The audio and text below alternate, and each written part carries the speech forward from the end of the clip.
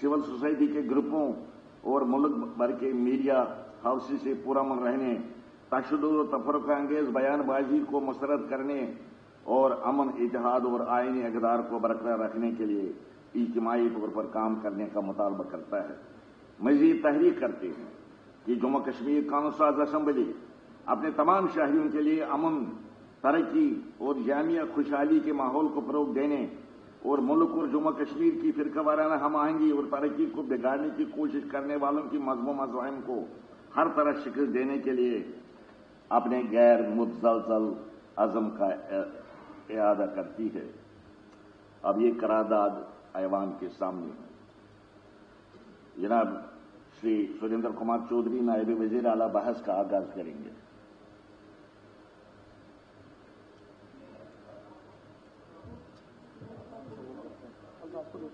आप नहीं बोलना चाहते? Honourable speaker sir, Jammu Kashmir के इतिहास में पहली दफा हुआ पहलगाम के अंदर हमारे जो आए हुए जम्मू कश्मीर के मेहमान थे उन पे इतना बड़ा हमला हुआ। आज जम्मू कश्मीर के लोगों के पास वो लफ्ज नहीं कि किन लफ्जों के साथ हम इस हादसे की निंदा करें। जम्मू कश्मीर का हमेशा इतिहास रहा कि मेहमान नवाजी के लिए जम्मू कश्मीर देश और दुनिया में पहचाना जाता है, और जो भी हमारे घरों से इस जम्मू कश्मीर से होके गया वो जम्मू कश्मीर के मेहमान नवाजी से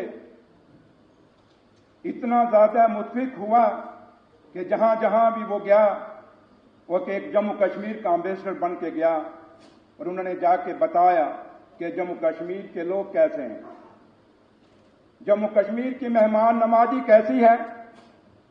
जम्मू कश्मीर जहां शेर और बकरी ने गड्ढा पानी पिया है। जम्मू कश्मीर का इतिहास भाईचारे के लिए जाना जाता है। जम्मू कश्मीर जहां के लिए महात्मा गांधी जी ने भी कहा था कि आगे मुझे रोशनी की किरण कोई नजर आती है भाईचारे की तो वो जम्मू कश्मीर है। लेकिन आज कुछ लोग ऐसे हैं जो जम्मू कश्मीर के भाईचारे को नजर लगाना चाहते हैं। कुछ लोग ऐसे हैं जो जम्मू कश्मीर के भाईचारे को खत्म करना चाहते हैं। लेकिन इस 30-35 साल के इतिहास में हम पीछे अगर मुड़ के देखें, जम्मू कश्मीर की धरती कई बार खून से लथपथ हुई, और जब भी हुई लेकिन लोगों ने अपना भाईचारा नहीं खोया, अपना इतिहास को कभी भूले नहीं, अपने बुजुर्गों के दिए हुए इस भाईचारे की विरासत को कभी भूले नहीं। हमारे नौजवानों ने हमेशा मिलजुल कर इस भाईचारे को कामयाब रखा। ये भाईचारे के कारण जम्मू कश्मीर, चाहे जम्मू सूबा है, चाहे वो कश्मीर है, चाहे वो लद्दाख है, बेशक हमसे अलग है, लेकिन हमारे भाईचारे की जो मिसाल है वो देश और दुनिया में बताई जाती है और कही जाती है। ऑनरेबल स्पीकर सर, आज जब मैं आपके सामने खड़ा हूं, हम उन पहलगाम के जो लोग हमारे इस हादसे में मारे गए उनको श्रद्धांजलि देने के लिए यहां मैं खड़ा हुआ हूं। उसके साथ साथ पहलगाम का वो घोड़े वाला शहीद आदिल हुसैन शाह साहब, उनकी शहादत को भी हम नहीं भूल सकते।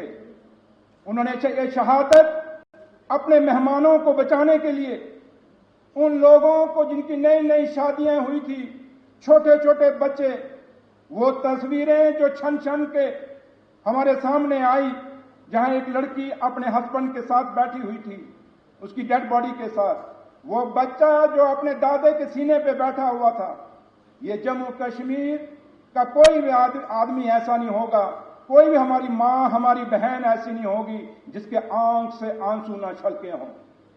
ये कुछ ऐसे फोटोग्राफ थे जो आने की नस्लों तक, नस्लें दर नस्लें, ये जम्मू कश्मीर के इतिहास में याद रखी जाएंगी।